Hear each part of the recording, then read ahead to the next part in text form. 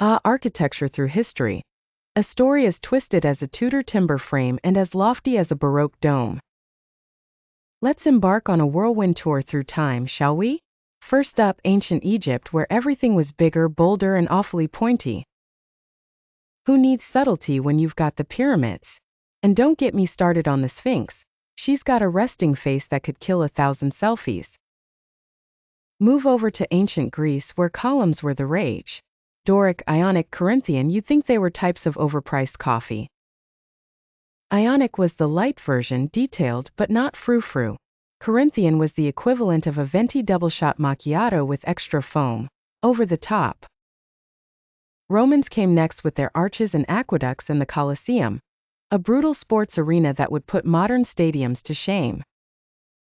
Football hooligans? Try gladiators. Fast forward to the Middle Ages, where Gothic cathedrals tried to scrape the sky, not realizing it rains a lot up there.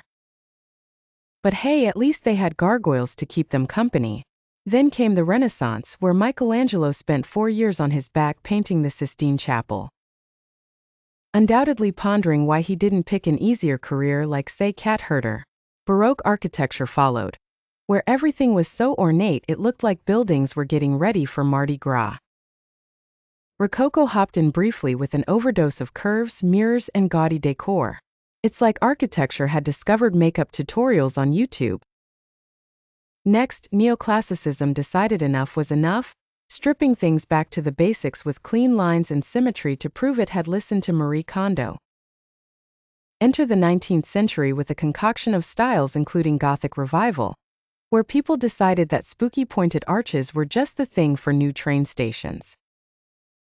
Beaux-Arts popped in with grand formalism like architecture on steroids, and then modernism stormed the scene, throwing out ornament like a rebellious teenager cleaning their room.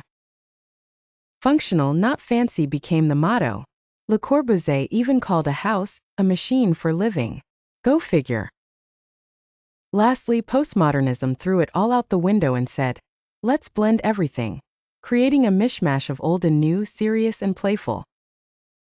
It's as if the architectural world collectively shrugged and said, why not?